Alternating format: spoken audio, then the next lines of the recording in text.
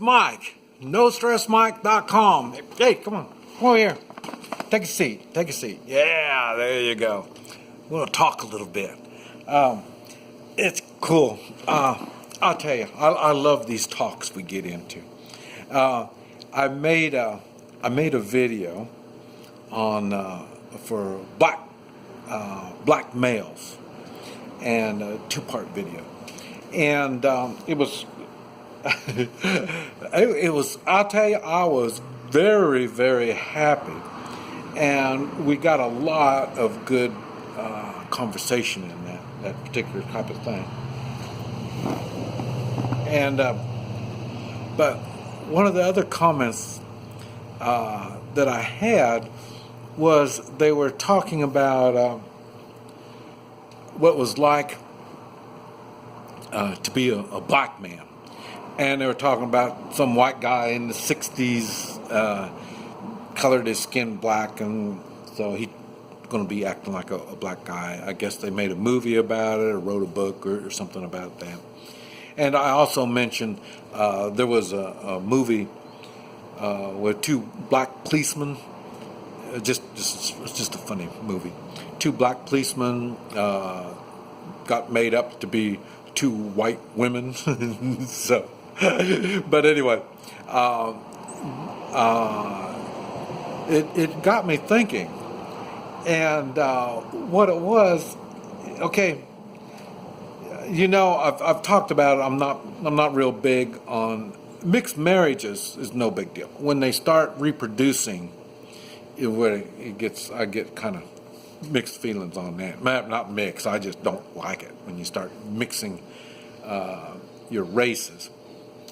And but the thing that was brought up to my attention was, you know, we're thinking about, well, how hard is it being a black man, you know? And I mentioned that, well, before you were a black man, you were a black boy. And so you had time to prepare to do whatever black boys do to prepare to be a black man. And the reason I mentioned that is because, you know, I'm not a feel sorry for you kind of guy. I'm not. And why? Because it falls under personal responsibility and morals. You know, that kind of covers a lot of stuff. So the thing is, and I think it, you know, and yeah, okay, the poor black man, you know, or the poor Indian, the poor Hispanics, you know what I mean? You're talking to the wrong guy on that. I mean, I'm not into that kind of stuff. You poor thing. I'm not into that. You should have learned. And the thing is, and same thing, transsexuals and whatever these people are. You know what I mean? You want me to open my heart to you? I don't. I am not going to. Forget about it. So all you want to call yourselves minorities, this is the thing I think is funny. You want to call yourselves minority, and you want to protest, and, well, if you were in my shoes, and you know, oh man, a bunch of whiny whatevers, you know. I just, you know, it's to me, forget it. Like I say, okay, now I was brought up, like I say, half Chinese, half American. Not white, not black. And this is back in the racial days. It was weird. So I had to learn how, I mean, nothing's going to change. I'm going to stay half Chinese and half American no matter what. It's like you all are going to be whatever you're going to be. It doesn't make any difference whatever the hell you are. You're going to have to learn how to make do with this. And so, like I say, so I had my problems, and then when you add that on to the other crosses I got to bear, you know, I mean, everything has been difficult. But it's not something that you whine about. It's things you learn how to deal with.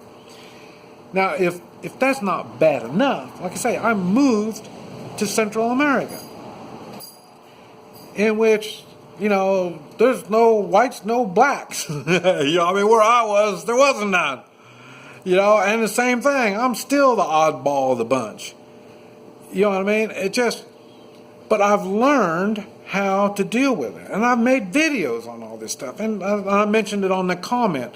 One of the things that's given me the advantage is I can use the shock and awe. I made a video talking about shock and awe.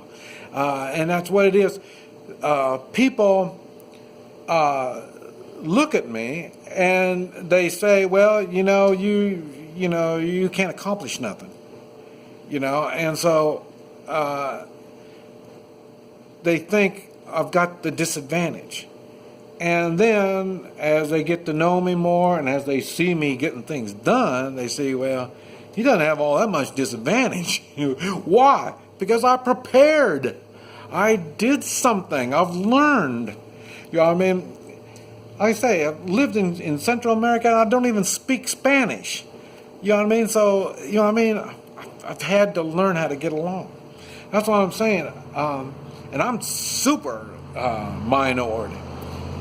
Same thing in China. I was in China. Where I was, all there was Chinamen. There's no tourists. There's nobody out there. So, and being half American wasn't a plus. So, people that have a problem with whatever floats your boat, I don't feel sorry for you. I really don't. And that's because you should learn how to cope with yourself. And don't whine to me like I've got to be understanding to your problems. You don't give a damn about my problems. Why the hell would I give a damn about your problems? You do give a damn about what I get done. Just like I give a damn what you do. What you do concerns me. What you don't do, I really don't care. But what you do is a big thing. To me, it's the same thing. I can sit on my butt out here in the country in the middle of nowhere and be perfectly happy, and it doesn't affect you at all. So why would you care? And you don't. But what you do care about is I leave this area. I get out, I do things, and I get better at doing it. Even as I got older, that has turned into a plus for me. When I was younger, like I said, I'm into violence. When I was younger, I had to chase people down to fight them. Now I'm just an old guy. I say, "What? What'd you say? Come over here. What'd you say?" They get closer to me, so I don't have to run them down. So I'm going to say, we have advantages. We have to learn what those advantages are and build on it. I even talked about being exotic. So it's your attitude.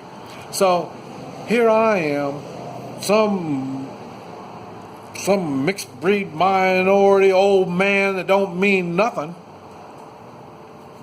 But to some people, I'm exotic. There's something special about me. There's something special about you. Now, how are you going to project that?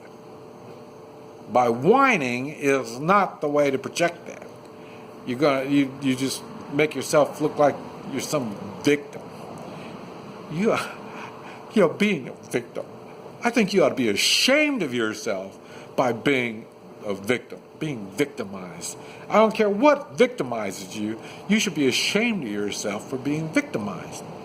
Even me, I was in China, and the Chinese government victimized me. And yes, I felt ashamed. And like I say, what happened? They took my passport. And what happened? After that, I could see there's no future there for me. And I got out. What's the problem? Come on, people, think. You don't have to put up with people's whining and all this kind of stuff. Just ignore them and go on. What you're looking for is the star that shines. This is Mike, NoStressMike.com.